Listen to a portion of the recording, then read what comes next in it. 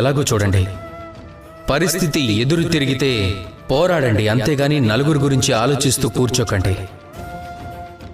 ఒక్కటే ఆలోచించండి, మీ జీవితంలో చేయగల మంచి ఏమిటి అనేది మాత్రమే.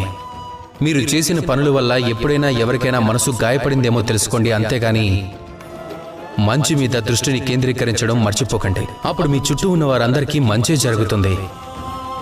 కనుక మీరు కూడా నాతో కలిసి మంచిగా పలకండి. రాధా కృష్ణ.